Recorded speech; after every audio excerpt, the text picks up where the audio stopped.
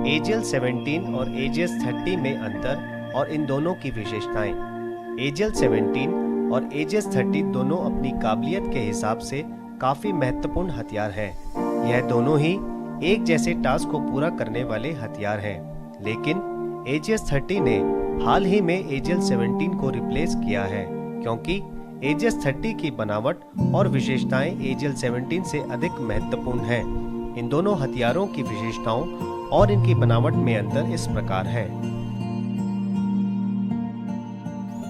भारी तादाद में लगातार फायर। एजीएल 17 से हम भारी तादाद में लगातार फायर कर सकते हैं, लेकिन 80 से 90 ग्रेनेड्स फायर करने के बाद बैरल को ठंडा करना पड़ता है।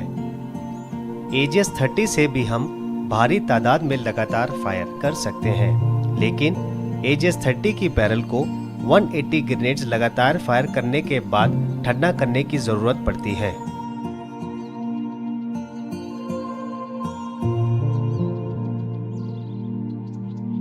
Area weapon. एजीएल 17 एक एरिया वेपन है। इसके ग्रेनेड का किलिंग रेडियस 7 मीटर होता है। एजीएस 30 भी एक एरिया वेपन है, लेकिन इसके ग्रेनेड का किलिंग रेडियस 10 मीटर होता है।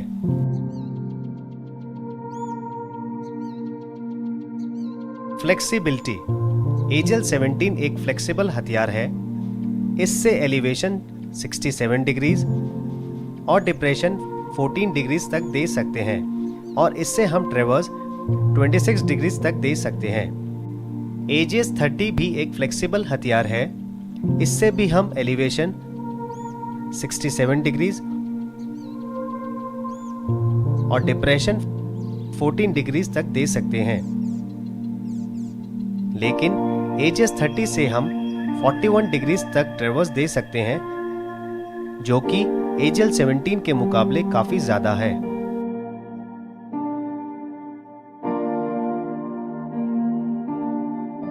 Rate of fire.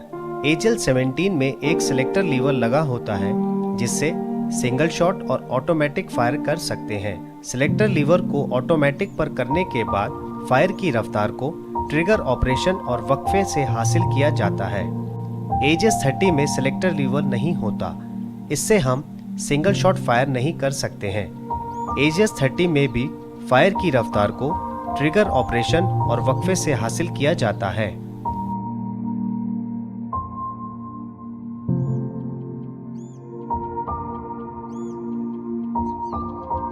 Range. AGL 17 में हम लॉन्चर साइट की मदद से 1700 मीटर तक फायर कर सकते हैं और ओपन साइट से 800 मीटर तक एम्ड फायर कर सकते हैं। एजीएस 30 में भी लॉन्चर साइट की मदद से 1700 मीटर तक फायर कर सकते हैं, लेकिन ओपन साइट से 200, 500 और 800 मीटर की रेंजों पर ही एम्ड फायर कर सकते हैं। बाकी 800 मीटर से कम बीच के रेंजों को अंदाजे से फायर किया जाता है।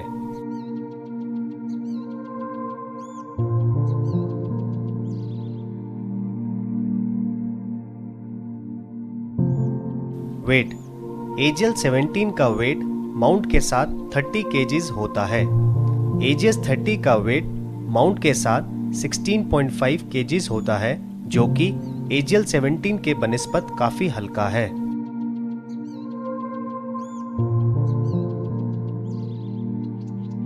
बैरल।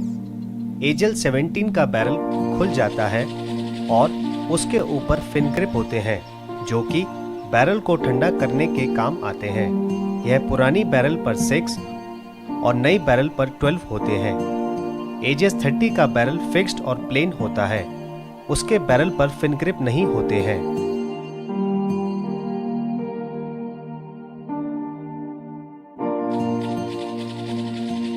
Feed block. एजीएल 17 का फीड ब्लॉक खुल जाता है और इसमें फीडिंग मैकेनिज्म होता है, जबकि एजीएस 30 का फीड कवर फिक्स्ड है और इसमें कोई छोटे पुर्जे नहीं होते।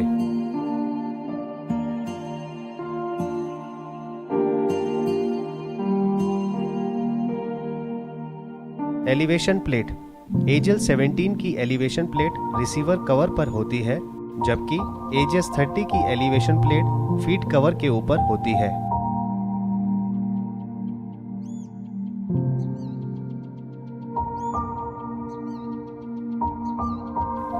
Receiver unit.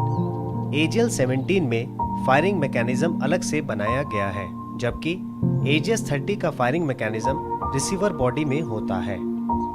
AGL-17 में रीलोडिंग हैंडल वायर रोप का बना होता है, इससे टूट फूट ज़्यादा होती है।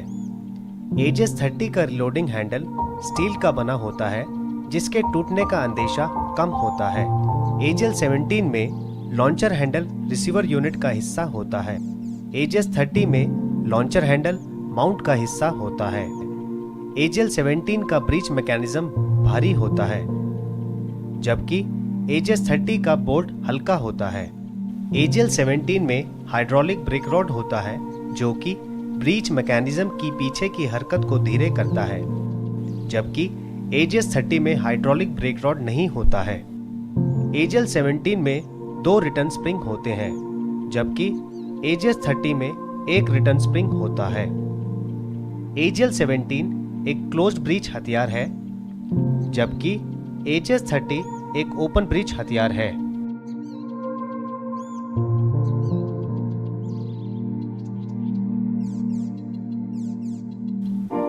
माउंट। AGL-17 के एलिवेशन सिस्टम को गियर और व्हील में दिया गया है, जबकि AGS-30 में पिलर सिस्टम दिया गया है। AGL-17 का एलिवेशन व्हील माउंट के पीछे वाले भाग और ट्रैवर्सिंग सेक्टर के बीच में दिया गया है। AGS-30 का एलिवेशन व्हील माउंट के बाईं तरफ दिया गया है। AGL-17 में लिमिटर की सुविधा दी गई है, जबकि AGS-30 में लिमिटर की सुविधा नहीं दी गई है। AGL-17 में कैरिंग हैंडल की सुविधा नहीं दी गई है, जबकि AGS-30 में कैरिंग हैंडल दिया गया है, जो कि फायरिंग के दौरान लॉन्चर को कुछ दूरी तक ले जाने में मदद देता है।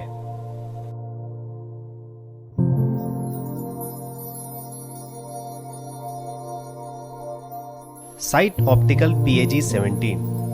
AGL-17 के ऑप्टिकल साइट के डिफ्लेक्शन ड्रम में लॉक सिस्टम नहीं होता है, जबकि AGS-30 के ऑप्टिकल साइट के डिफ्लेक्शन ड्रम में लॉक सिस्टम होता है।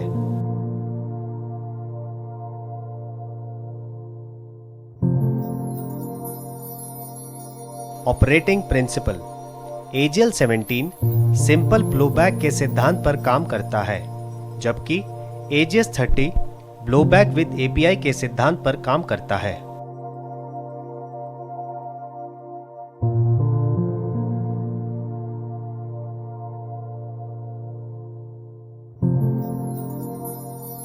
हदबंदियां। AGS-30 में कुछ एक हदबंदियां भी पाई गई हैं, जो इस प्रकार से हैं। थरथराहट। हल्का वजन होने के कारण लॉन्चर में थरथराहट ज्यादा होती है। यदि फायर करने से पहले भरे हुए सैंडबैग ट्राइपॉड के शूज पर रख दिए जाएं, तो इस कमी को काफी हद तक दूर किया जा सकता है। Caulking system. लॉन्चर को चार्ज करने के लिए 10 बार रिलोडिंग हैंडल को कॉक करना पड़ता है, जिसके कारण आवाज होती है और साथ ही समय भी अधिक लगता है। यदि जल्दी फायर करना हो तो लॉन्चर को पहले से ही चार्ज करके रखना पड़ता है। Cooling system. लॉन्चर के साथ एक बैरल होने के कारण जब हम लगातार फायर करते हैं तो लॉन्चर का बैरल गर्म हो जाता है, इसलिए 180 ग्रेनेड्स फायर करने के बाद बैरल को ठंडा करने की जरूरत पड़ती है। धुआं, धमाका और शोला।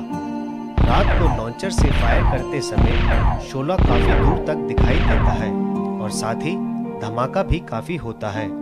दिन में फायर करते समय धुआं निकलता है, जिसके कारण हमारी पोजीशन जाहिर हो सकती है, इसलिए धुएं, धमाके और शोले को मद्देनजर रखते हुए पोजीशन डेफिलेटेड और अच्छी तरह से कैमोफ्लेज और कंसीलमेंट किया हुआ हो।